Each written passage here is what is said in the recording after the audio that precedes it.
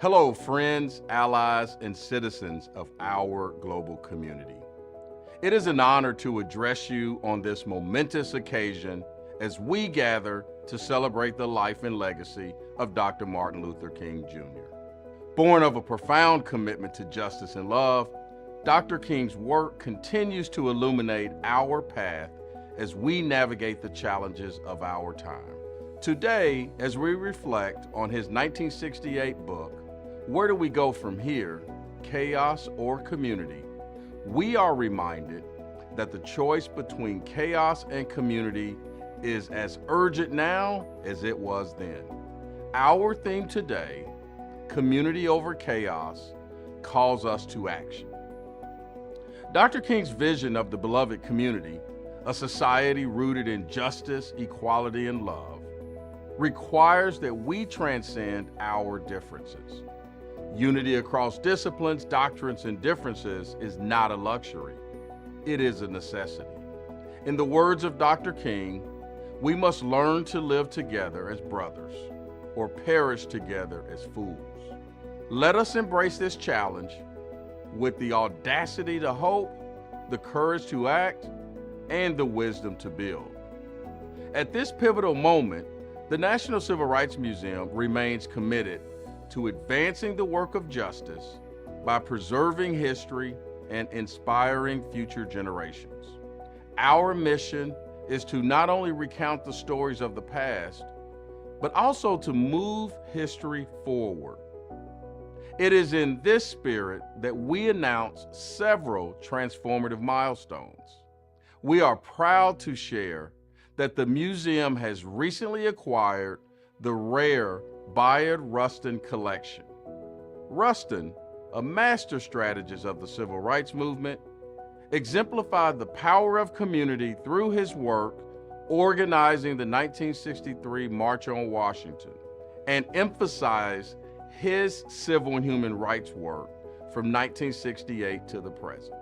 This never-seen-before collection will debut in an exhibition opening in March 2025. It offers a profound opportunity to engage with the Rustin legacy of nonviolent activism, coalition building, and visionary leadership.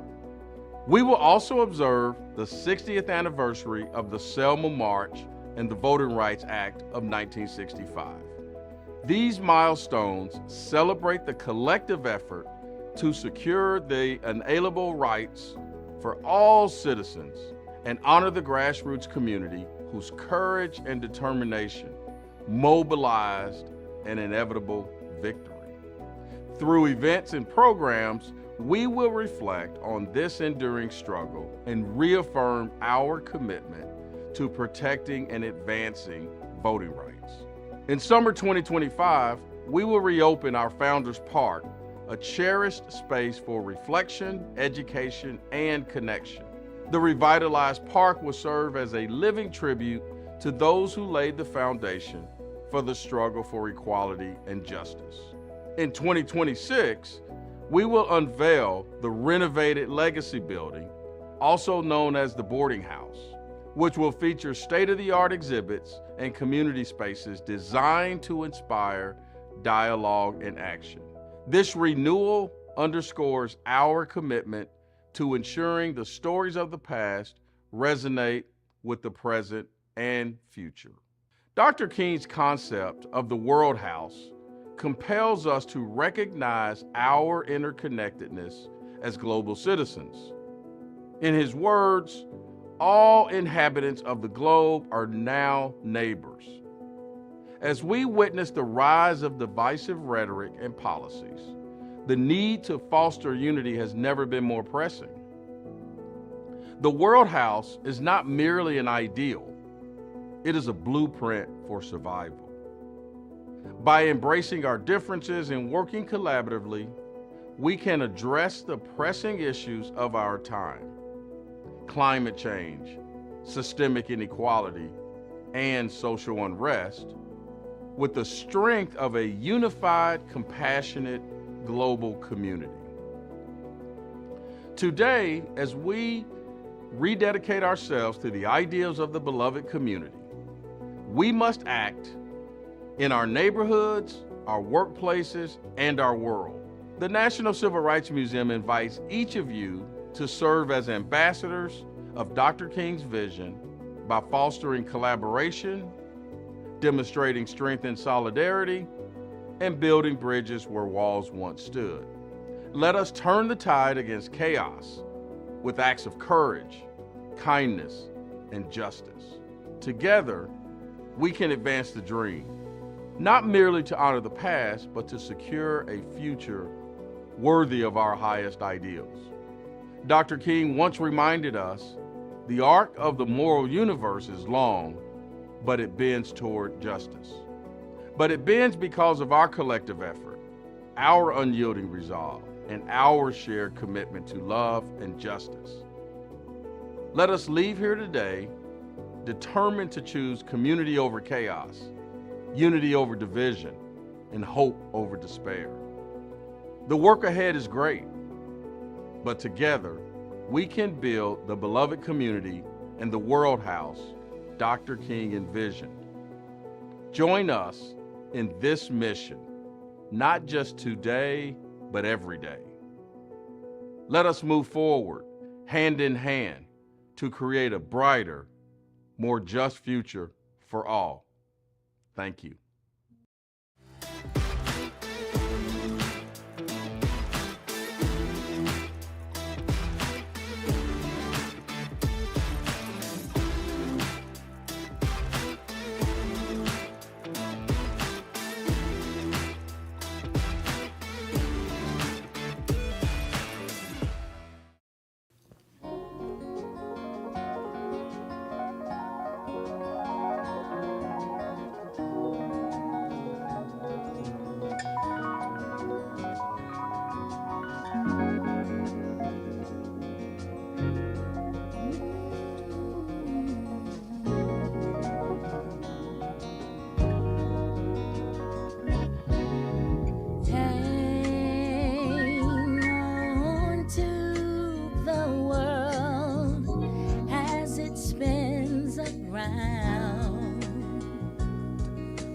Just don't let the spin get you down. Things are moving fast. Hold on tight and you will last. Keep yourself respect, you're very bright. Get yourself in gear, keep your stride. Never mind your fears.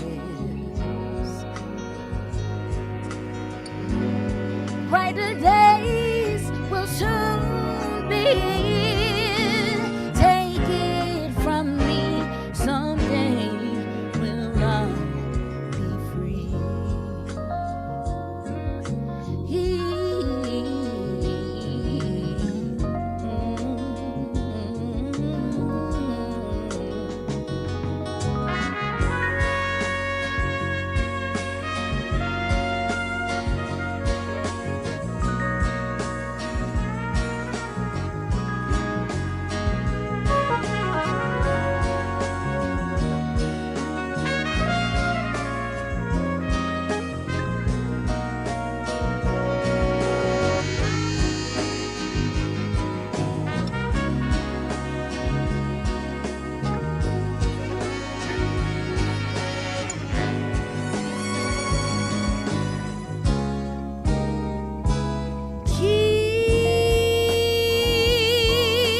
Keep on walking tall. Hold your head up high. Lay your dreams right up to the sky. Sing your greatest song.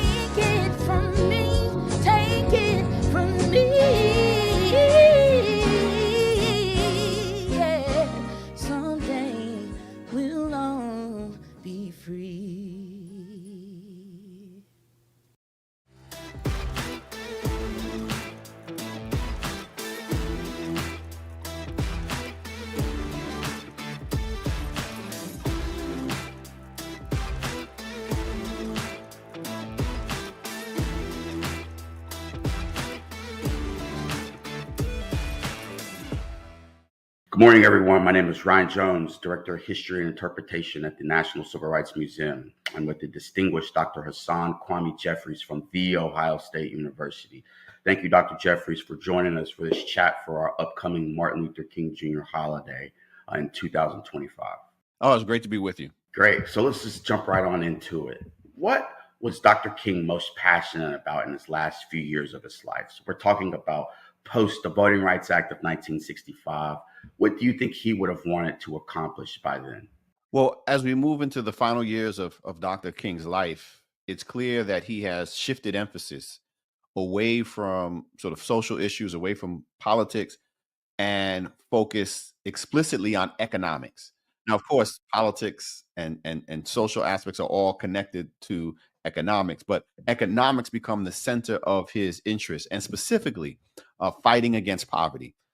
He understood that this nation could not achieve all of its goals as long as people were still mired in poverty. He thought it was one of the great tragedies that the richest nation in the world still had people who did not know where their next meal was coming from, who did not have live in decent shelter. And so he felt eradicating poverty was key to moving this society forward. And so economics become the centerpiece of all of his organizing work in the last few years of his life. Most definitely. And then when you start thinking about Dr. King's shifting of his philosophy, he comes and he runs into this rising Black Power movement. So the likes of those like Stokely Carmichael, the Student Nonviolent Coordinating Committee takes a shift. How does Dr. King intermingle with these other young militants who have different philosophies but are still advocating for the same cause that he is? Well, there has always been, conflict might be too strong a term, but there have always been differences in approach and tactics among those who were fighting for freedom. But the goal across the board has always been the same: to secure basic civil rights and human rights, to secure freedom. So in that sense, they were operating from, they had the same mission, although they were operating from different playbooks. But Dr. King was very much understood sort of where these younger militants, civil rights, Black Power activists were coming from. Now, people often say, well, Dr. King was critical of Black Power. No, he said the term was politically problematic. Basically, he was like, you put Black and power together, you're going to scare white people, right? But he said, I understand where not only the sentiment is coming from, a frustration with the slow pace of progress, but he also understands the critique. So what Black Power brings to the table is a critique of systems and structures, right? Saying, look, if you want to, create freedom, if you want to lead the Black folk to freedom, then you have to change basic political systems and economic structures. Dr. King fundamentally understood that, but he felt the focus was more connected to hearts and minds. You got to change hearts and minds in order to get people on board with changing systems and structures. Black Power activists were like, to heck with hearts and minds. We're going to change these systems and structures and let the hearts and minds follow. How was Dr. King able to navigate the political status quo to collaborate toward the higher goal of obtaining civil and human rights? What lessons can we learn about how he moved the mission forward and included allies from all walks of life?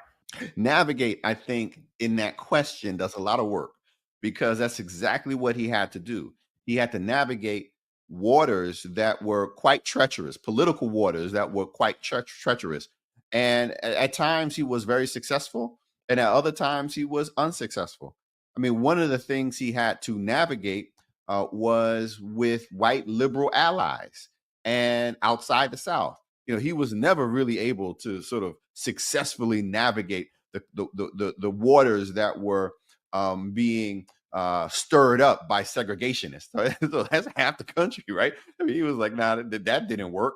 Those appeals to moral consciousness in the South never materialized. He was never able to, the white moderate never materialized in the South. So in that sense, he was unable to successfully navigate those waters in terms of creating new allies, although he did survive them until he didn't. But the white liberals, right, sort of these good white folk, right, who he was supposed to be appealing to outside of the South, including Lyndon Johnson, he's able to sort of bring in allies and broaden the tent until he began to talk about things that affected the society as a whole and not just black folk, right? When he began to talk about economic issues, when he began to talk about and offer a very strident critique of capitalism. He had always been critical of capitalism, but when that becomes front and center of his political discourse, then it becomes problematic. He does not successfully navigate the political waters on the left, on sort of the Democratic left, liberal left, when it comes to the war in Vietnam. There, when he has that crisis of conscience and says, I can't be for nonviolence at home and be silent on violence overseas, when he comes out against the Vietnam War in April of 1967, then suddenly that was like dropping a bomb in those waters, because that boat begins to sink.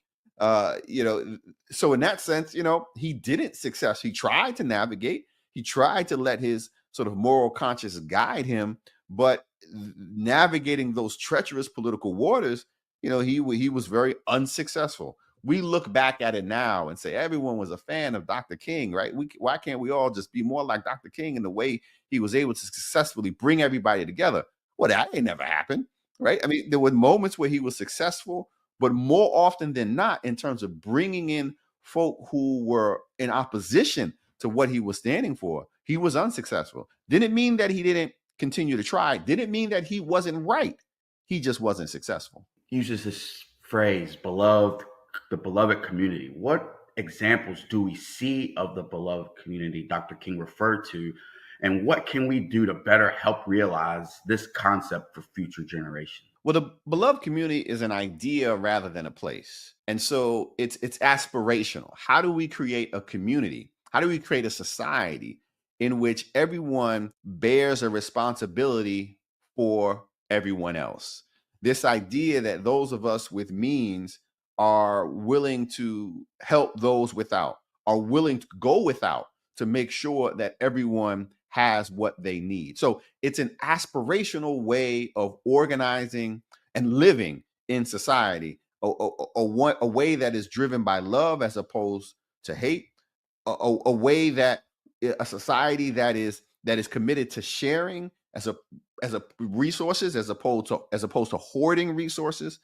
And so, where do we see it? Again, we don't see it necessarily in a place. We see it in the actions of people. We see it in these organizations that existed then and exist now, benevolent societies, that people who come together to deal with or to provide assistance to those who are without homes, to provide assistance to those who are dealing with healthcare issues and can't afford the cost of healthcare.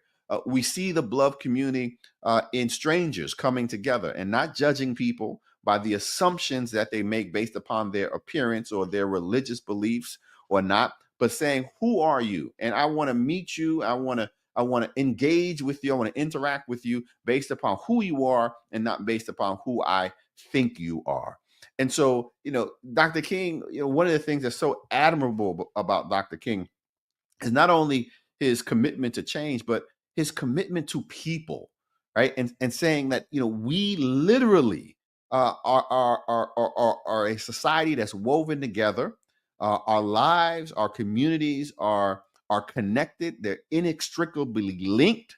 And in order for all of us to thrive, then each of us has to have the opportunity to do the same. So this idea of, we can come together and build something greater than has ever existed is rooted in this idea of recognizing people's humanity and the humanity of people among those who you do not know personally, right? And if we're able to do that, and those examples that we see of people willing and caring to care for others, not just in times of crisis, but in times of calm, that's what Dr. King aspired for us to achieve. How would you describe the world house that Dr. King talked about, and where do we go from here? We now live in a more global community with layers of connectivity. So what is it that we are missing to better understand what King meant then and its relevance now? Yeah, the world house is a very powerful sort of metaphor that King was developing and sharing, at the time of his death, that he writes, of course, and where do we go from here? It's this idea, and this is kind of pre-environmental movement era. This idea that everyone on this planet, right, shares a house, right, and the house is Earth. We live together, right? The planet is our house, and two things that he was articulating. One, we got to take care of the house, right? We can't let the house burn. If the house burns, then we all burn. And so there's this sort of proto-environmentalism in what he's saying about the space that we occupy, that is planet Earth. We have to take care of it. But he was also saying, listen, if you have to live in the house, you got to share, right? The only way to live comfortably, the only way to survive within the house that we're all forced to live, to share, right, is to cooperate, is to work with one another, right, is to share resources. And so he was moving beyond sort of the borders of the nation state, right? He's like, this house isn't just the United States. This house isn't just a Latin American country or European country. He's saying the house is Earth, and we are all occupants in it. And these are our different rooms, but we're still living under the same roof, and we need to cooperate if we are to enjoy our house, if we are to thrive in our house. That message, I think, is even more relevant today, especially in America, but also as it relates to the rightward shift in politics outside of America, in Europe in particular, and some Latin American countries, in which we're closing the doors to our room in our house. Those of us who have bigger, more well furnished or appointed rooms are not letting others in the house into the room, right? And what King was like, no. Like fine, we can respect our borders, and you have your privacy in your own rooms. I understand that, but this is also a communal space, right? And when we come together, we need to make sure that everybody has what they need, and rather than sort of refusing entry to those who need the warmth and protection of the shelter, right? We need to be welcoming them in, to make sure that everybody provides. We're all residents of the same house. This is our dwelling, right? Let everyone be a part of this space that we occupy.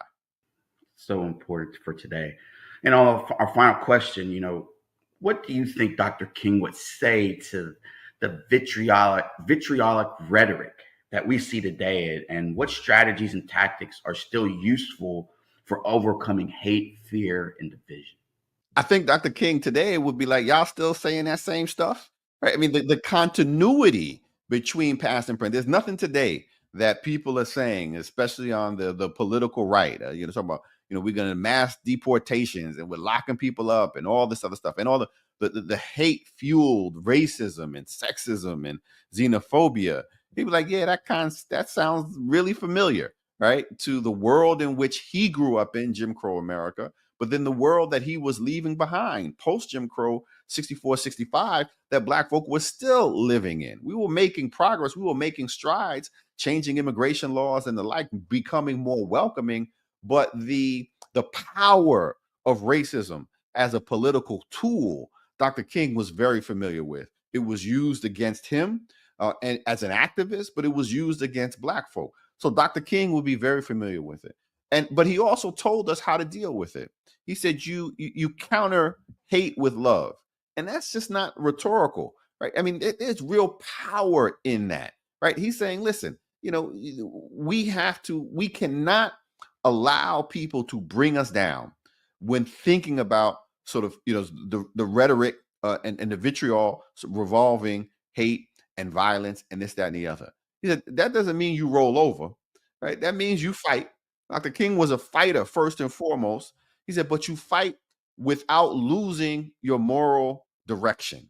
You fight without losing your moral conscience. You don't fight the way they fight, right? Like, there is that, when they go low, they go high. He was like, when they go low, we go hard, right? I mean, that was Dr. King, but we go hard leaning into love.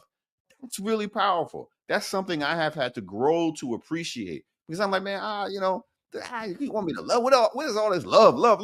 Love is powerful. Love is powerful. Love is a recognition of the humanity of other people, right? And you never let anybody rob you of your recognition of the humanity of others. We may fundamentally disagree, even with those who hate us, but that doesn't mean we refuse to recognize their right to exist as human beings, right? Now, that's critically important. And we certainly don't let anybody move us in a direction where we're going to not recognize the humanity of other people. So even when you lose these tough political races, right, you don't suddenly give up on your moral bearings, right, in order to achieve a political win, because the being on the right side of history is more important than any short-term win. And that was one of the key lessons, I think, that Dr. King leaves us with. Thank you, Dr. Jeffries, as always, diplomatically making it plain and simple for us and our following. Thank you for all out there, and hope everyone has a happy Martin Luther King Jr. holiday in January 2025. Thank you again. Absolutely. Take care. All right.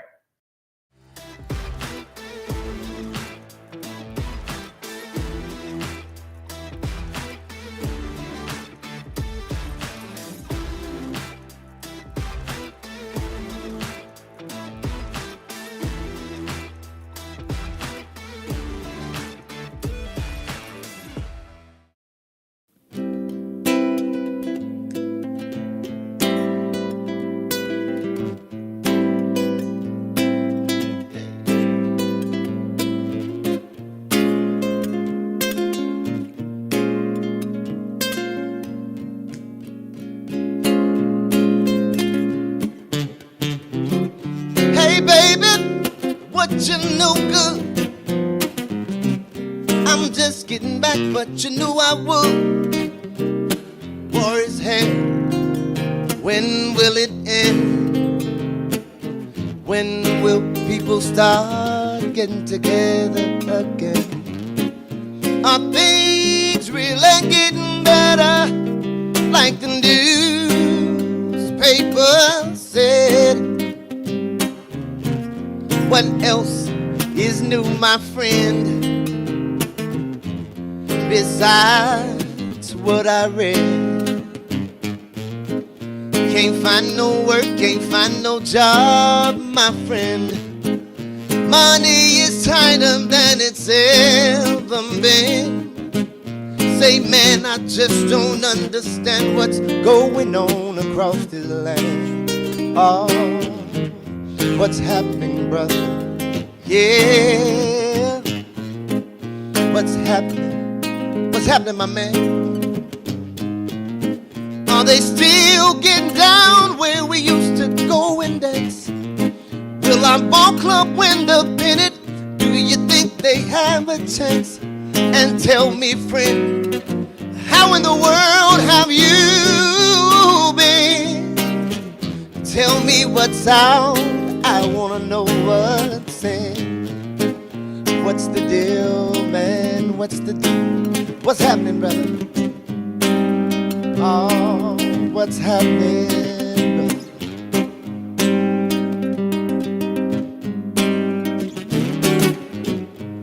What's been shaking up and down the line? I wanna know. Sounds like we're behind the time.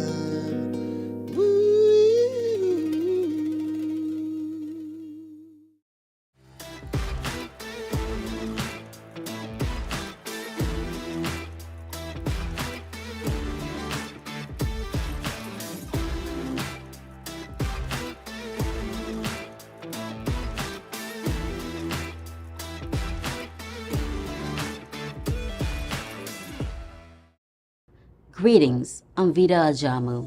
I serve as Chief DEI Programs and Community Engagement Officer at the National Civil Rights Museum, located at the historic Lorraine Motel in Memphis, Tennessee. Thank you for joining us as we celebrate Dr. Martin Luther King Jr., a man whose vision of justice, equality, and community has shaped our nation's conscience.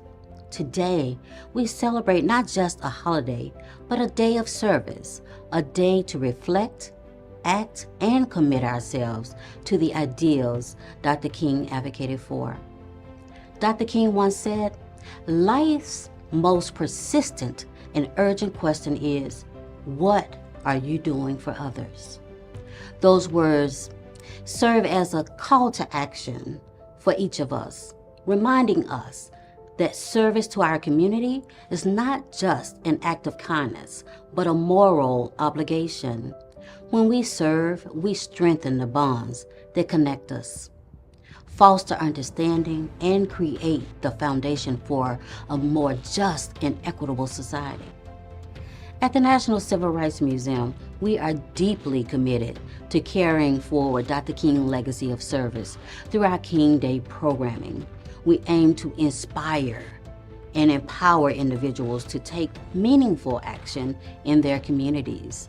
This year, we've collaborated with local and national partners to offer opportunities for reflection, education, and hands-on service, from touring the museum, volunteer opportunities, providing educational resources and vaccinations, to food and blood donation drives. Our goal is to ensure that this day resonates with the power of collective action. Service is a bridge that connects our shared humanity. Let today be a reminder that we all have the power to make a difference. By serving, we honor Dr. King's dream, not just with words, but with deeds. Thank you for joining us in this effort to create a brighter, more inclusive future. Remember, together we can turn the dream into a reality. Thank you.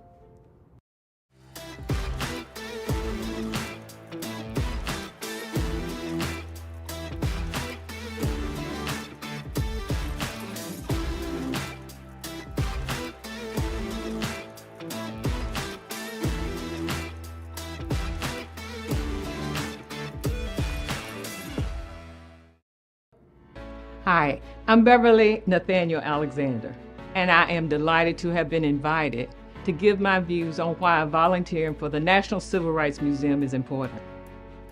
I have been volunteering here for a long time, and it has been a wonderful, wonderful experience because it allows me to have a platform to be reminded of the history that I know, to remind me of the history that maybe I've forgotten, and also enlightens me to learn new things. My family instilled the benefit of paying forward at an early age. And so when I had children, I extended that same leaf to them. So they know that paying it forward and volunteering is very, very important. Volunteering is about commitment, it's about community, it's about service to others. And that's why it's important, I think, for everyone to at least one time volunteer at the National Civil Rights Museum.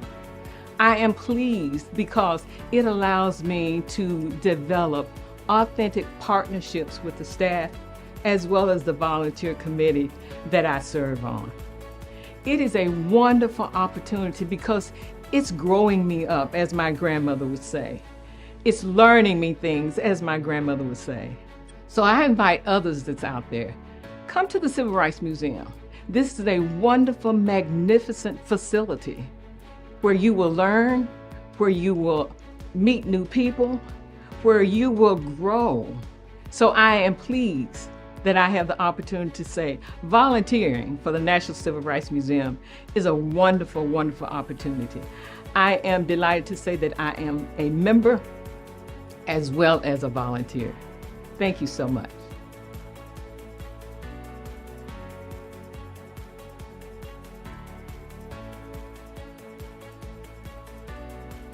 I'm Joe Cowles, and this is my wife, Betty Cowles. We have been volunteering at the museum for several years. One day we were sitting around waiting on thinking about King's Day, and we said, let's go out and volunteer for a little while. We came out for 2 hours, supposedly. We stayed for the whole time, and we've been volunteering at least over 20 years at the museum on King's Day. It's very important that we do the community services. And I enjoy it because I like to see the faces of the people when they come in to view the Civil Rights Museum. Well, as he said, I'm Betty, his wife, and I've been here Basically, since it opened, I've been in and out volunteering at the museum. And the reason why I volunteer, there are two reasons really. One is because a museum of this magnitude, there's a lot of work to be done. And the regular staff can't do all of the work. So I volunteer to help the staff. And my other reason is that I enjoy meeting people. I meet people from all over the world, all over this country, and it is fun to see where these people have come from. And then to know that we have a lot of people in Memphis who still haven't been here, but we have a lot of people from other parts of the world who come to visit our museum. And it is one heck of a place. If you haven't been here, you really need to come. I enjoy volunteering, and I especially enjoy volunteering with my husband. On King's Day, we volunteer. Weather has been changeable, and but just like the weatherman, just like not the weatherman, the postman. Rain, shine, sleet, or snow, we're gonna be here because I enjoy it, and we have a great time, and I love it.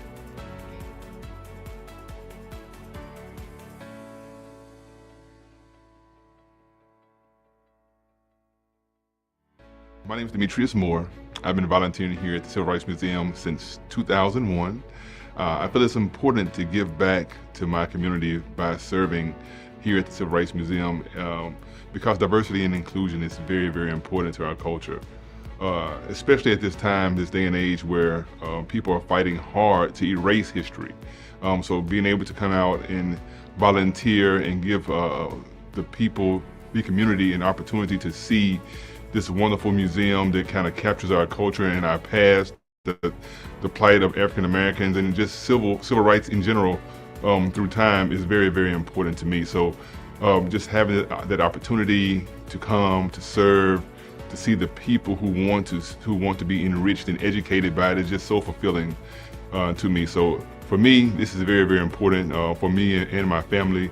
I have myself, my wife, my kids, we all come and we volunteer and we have such a great time. It is so fulfilling to see how the community embraces this institution. Dr. Martin Luther King is a very, very powerful individual for our time. He is what he stands for and what he has meant to our culture has been paramount, and we'd like to see that going forward. In this day and age, things are ever changing. Things are better, things are getting better, but we still have a long fight to go. Diversity is something that we will probably continue to be fighting for the next, foreseeable future. So it's important to us to continue to serve and to just be available to ensure that people understand what we are fighting for.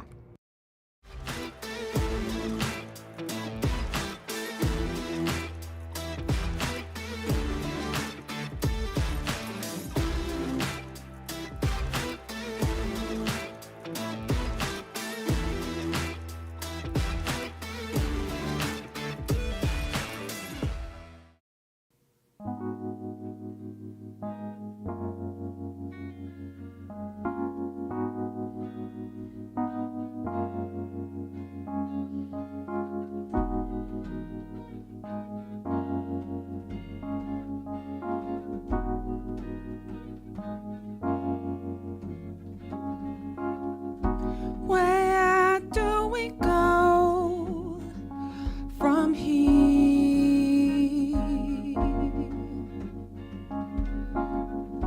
Where do we go from here? Where do we go from here? Where do we go from here?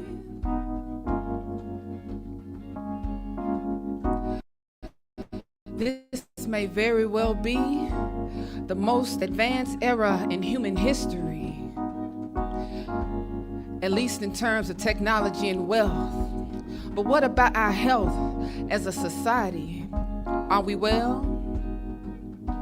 Are we honest in the stories that we tell about ourselves? Does the state of our union show that our values are sincere? And if not, Where do we go from here? To answer that, let's take a look back at the legacy of the leader for whom this holiday is named. And let's consider the fact that Martin Luther King Jr. was slain just months before he planned to lead the Poor People's Campaign. And his goal was to unify people of all races who are exploited for financial gain. In his latter days, Dr. King's dream went far beyond people of different skin tones just getting along. He knew that we couldn't truly be free without justice for those who have the least. And today, as the middle class continues to disappear, when the minimum wage hasn't been raised in 15 years, my people, where do we go from here? In a time of unprecedented prosperity, how is it that so many still go without their basic needs? How many of us are in debt from student loans and corporate greed? How many are overworked and underpaid, living in constant stress, in a rat race, trying our best to outrun inequality, only to end up depleted and depressed? As prices inflate and wages stagnate, as more and more people succumb to hopelessness or rage, we are reminded that one of the deadliest sins of this age is hoarding wealth instead of paying people a thriving wage. In the face of injustice so severe, where do we go from here? Dr. King advised that our greater power resides above racial, religious, and political divides, beyond fighting for scraps and trying to adapt to a twisted system. See, there's a deeper wisdom, a wisdom that reverberates across generations of the human race. This wisdom continues to rise despite the distractions and lies. It shines brightest when we know that no matter whether our politics lean left or right, raising the global quality of life is one place where we can all unite. In some of Dr. King's final words to this world, his focus had clearly shifted. Racial integration alone was not sufficient because people of all races were still struggling under the weight of policies designed to make poverty a permanent state. That is economic injustice. It crosses national borders and racial lines, and since that time, the wealth gap has only widened. Now the cost of going to college, buying a home, raising a family has made the American dream even more of a fantasy. Dr. King worked tirelessly to end segregation, but in the midst of hard-won success, he said, I fear I may have integrated my people into a burning house. This house is one where people's American dreams too often go up in flames, simply so that the status quo can be maintained. There's a culture of corruption designed to wear us down, but instead of giving up and giving in to apathy or despair, Dr. King chose to prepare to peacefully and strategically fight back. When he asks, where do we go from here? He also offered an answer. We keep doing the work, just now with more wisdom. We invest first in ourselves, doing all we can to build healthy families and communities. And as we strengthen our own, we build alliances with other communities who are willing to work together with us in this fight to secure our economic rights. Now, this ain't a fight that'll be won overnight. This is a fight that requires commitment. This is a fight that crosses generations, and this is a fight that requires us to heal as individuals, as families, as communities, as a nation. And it requires that freedom work become the rule, not the exception, because liberty and justice for all requires communal protection. And truly the prayer embedded in this poem is that activism becomes the social norm instead of just a show that we post and perform. Our resistance can take many forms. This revolution evolves through actions big and small. From loud protests in the streets to quiet, private conversations, we organize to obtain and enforce legislation. We build our own businesses and support fellow entrepreneurs, and we cultivate a culture of labor unionization. And our youth, we give our youth an education of real world skills, skills that allow them to heal and build. We nourish their minds instead of wasting their time. We create art that elevates. We use science to help us heal. We honor the efforts of our everyday heroes. And we choose leaders who serve the needs of the people, not their egos. In the words of Shirley Chisholm, unbossed and unbought, willing to heed the wisdom that time tells and history has taught.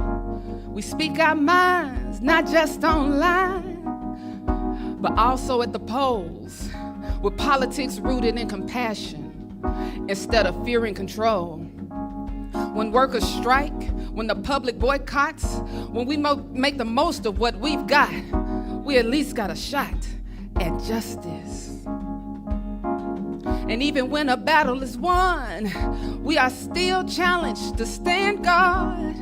When the fervor dies down, when our cause is no longer trending, see, that's when the work is just beginning. Victories must be protected, and liberation is a lifestyle. My fellow human beings, we stand at a crossroads. Will we choose community, or will we descend further into chaos? Will we give up, or will we persevere? Where do we go from here? Will we stay in pursuit of King's less publicized dream? His dream that his own country would abolish poverty. His dream that we'd wake up and see the eradication of economic inequality as an international responsibility. He spoke of this dream in his speeches, essays, and books, but somehow this dream is too often overlooked or replaced with an emphasis on race. But King left us with so much more to explore, and today we stand at that frontier. Where do we go from here? Will we tune out the propaganda that they call news? Will we reject the hate that's been repackaged as faith? Will we come together on one accord to make the American dream something that every human being can afford? Will we put our differences aside long enough to see that our only choice is between chaos and community? Not Republicans versus Democrats, not the liberal left versus the radical right, not men versus women, black versus white, queer versus straight, or any other excuse we use to discriminate. Where do we go from here? Chaos or community? May we be ever mindful of the path we take, because the quality of our lives, the future of our world, and the health of our planet are all at stake. Where do we go from here? Where do we go from here? Yeah. Where do we go from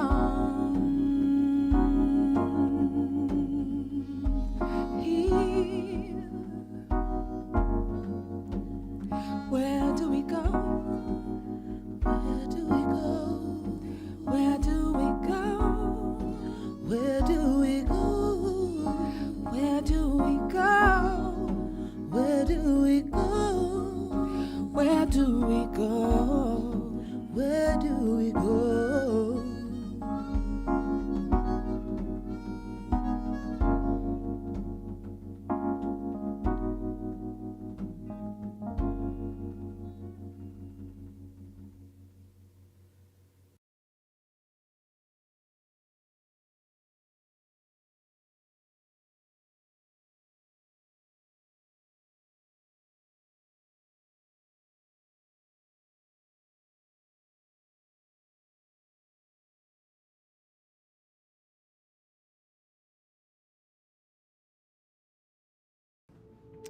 On this day, I imagine that many of us are thinking a lot about democracy and community on many levels.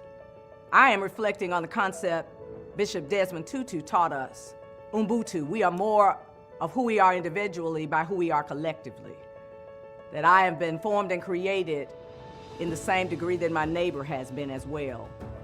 So here we are, John A. Powell, leader of the UC Berkeley Othering and Belonging Institute, reminds us of the critical human need to belong as core essential to humanity's ability to thrive together. Netflix documentary Join or Die features legendary social scientist Robert Putnam, who cautions us of the crucial and critical importance of our community engagement to the health and sustainability to us as a democracy. I give these references because as I think of today, and when I was asked to share in where do we go from here, I hold tension in the reality of how our nation is once again divided, how it is front and center for us, how we have grown more focused on individuality and our own personal needs, how the conveniences of life that we believed were going to make life easier for us, cell phones, apps, online shopping, all of those conveniences of late, in my opinion, have had a negative impact on making things easier for us to not have to connect nor consider what is best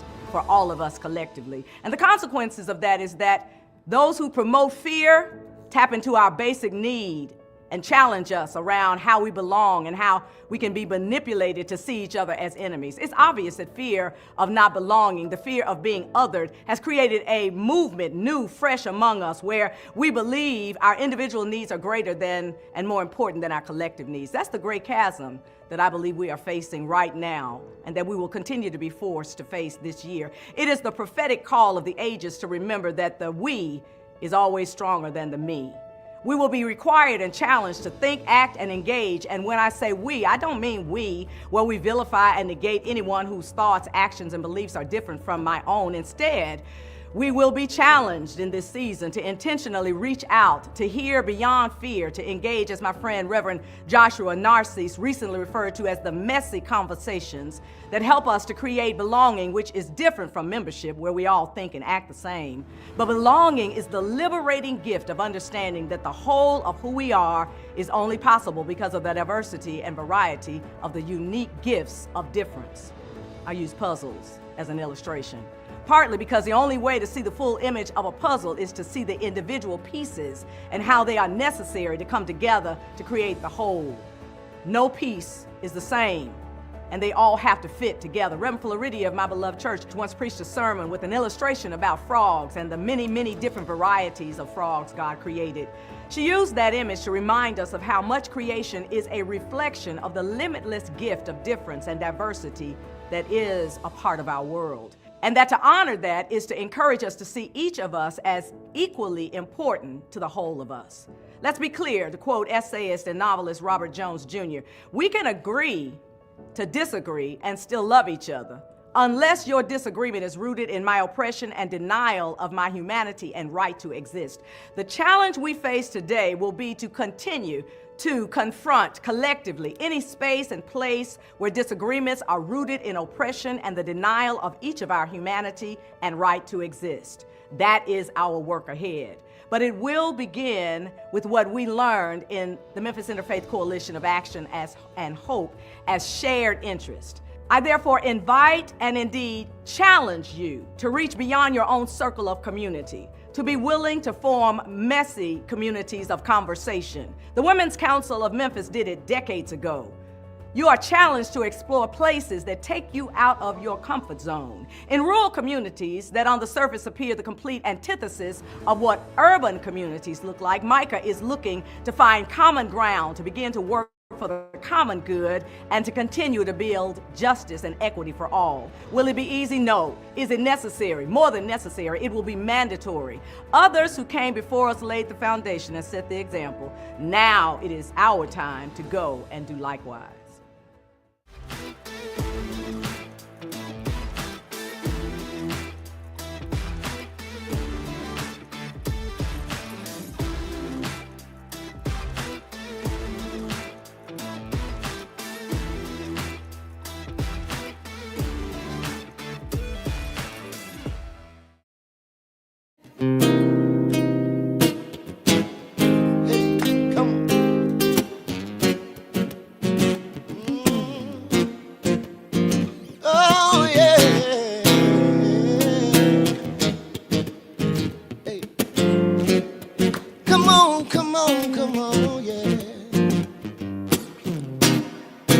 can't understand why we treat each other in this way.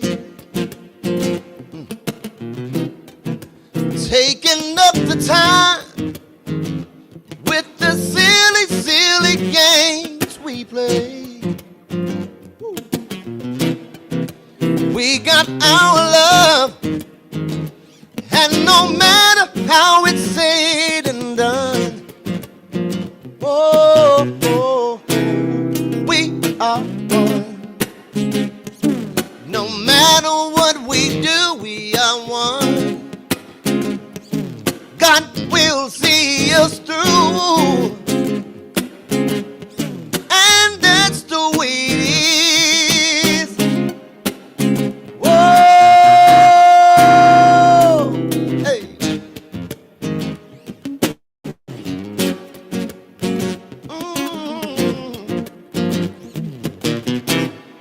Sometimes I feel that we're trying to make each other mad. I don't know why.